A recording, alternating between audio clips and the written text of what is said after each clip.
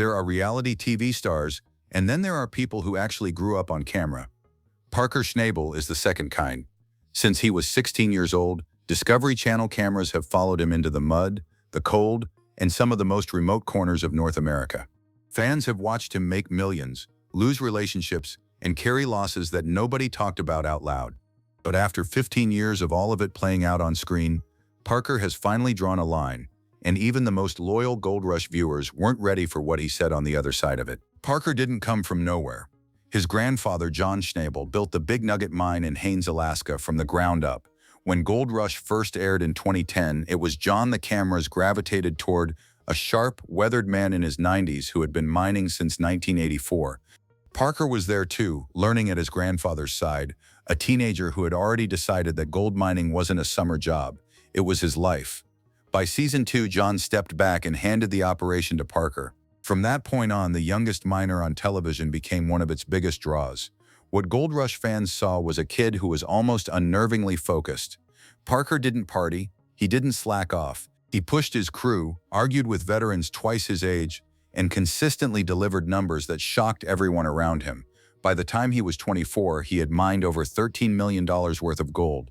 The work ethic was undeniable. But underneath it, a version of Parker existed completely off the clock.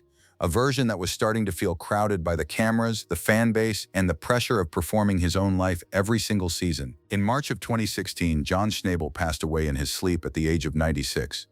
Parker took to social media to thank fans for their support, writing that John had lived a great life and was one of a kind. It was a quiet, restrained tribute for a man who had meant everything to him. What most viewers didn't fully piece together until later was the timing. The cameras were barely off before they were rolling again. Parker had just lost the person who built the entire operation he dedicated his life to, and the show wasn't stopping for grief. There was no stepping back. There was only the next season. That context matters more than most fans realized at the time, because what came immediately after that loss wasn't a period of reflection. It was the chapter that would end up defining Parker's personal life on television, and costing him more than a gold season ever had. That same year, Parker introduced his crew to Ashley Ewell, an Australian veterinary nurse he'd met while traveling. She joined him in the Yukon that summer, worked in the gold room, and quickly became a valued part of the operation. Parker himself credited her sunny personality as a major reason they hit their gold targets that season. Fans fell for her immediately. For the first time in the show's run, Parker looked like someone who might have figured out the balance between ambition and a personal life. He hadn't. By season 8, Ashley was gone from the show, and when Parker finally addressed it on camera in the episode titled "Win Big or Die Trying," he didn't make excuses. He said plainly that despite how successful the season had been in the field, there was one significant personal failure, and that failure was how he had handled the relationship. He hadn't made it a priority. He hadn't made her a priority. She deserved better than what he had given her. No blame shifting, no vague deflection. Just a 23-year-old taking the full weight of something in front of millions of viewers. But the layer underneath that admission was even more telling. Parker revealed separately that during that same period, he had spent his first week back in North America burying his grandfather, and that there were a lot of undealt with issues still in his head. He had never stopped to grieve. He went straight back to the mine, straight back to filming, and tried to hold together a relationship that needed more from him than he had left to give. The breakup wasn't simply about work taking over. It was about a young man who hadn't processed one of the biggest losses of his life, trying to function in every direction at once, and quietly failing in the one that required him to actually show up as a person. After Ashley, Parker kept his personal life off limits.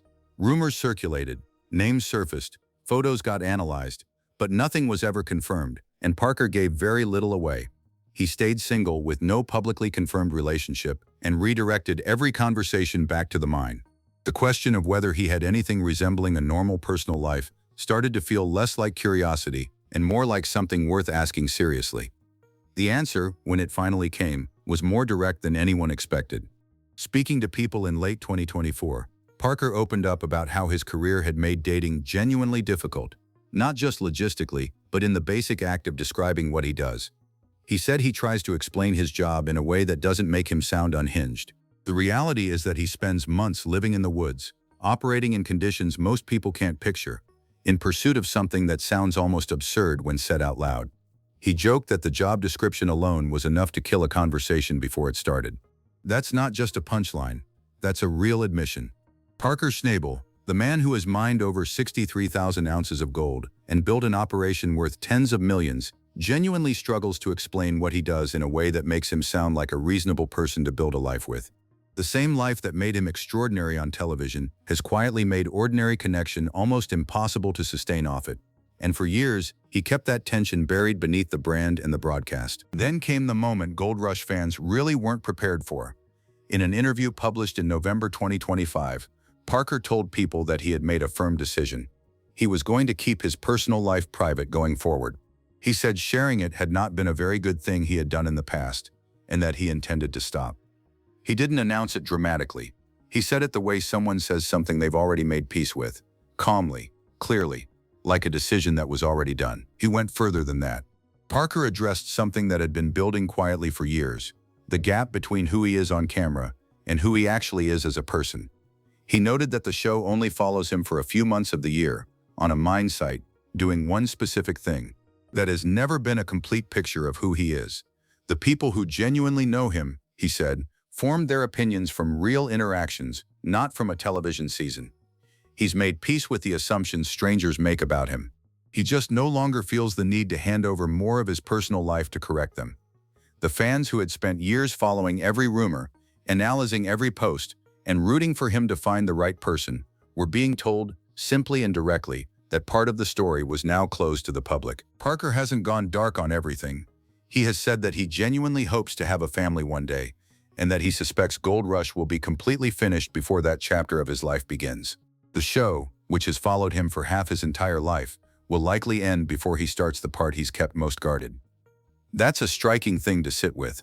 The most documented young miner in television history is telling his audience that the most important parts of his future, the family, the life outside the cameras, will happen after the cameras are finally gone.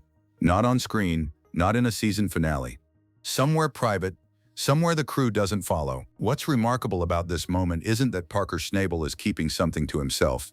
It's that for 15 years, he didn't.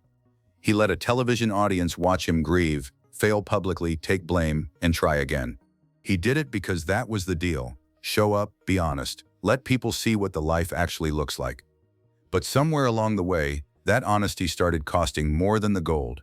The man who learned his trade from one of the most respected miners in Alaskan history is drawing his own line now. Not out of arrogance, not out of bitterness, but because 15 years is a long time to let strangers watch you figure out who you are, and Parker Schnabel has finally figured it out. The most honest thing he's done in years might just be deciding what he's no longer willing to share. What's remarkable about this moment isn't that Parker Schnabel is keeping something to himself. It's that for 15 years, he didn't. He let a television audience watch him grieve, fail publicly, take blame, and try again.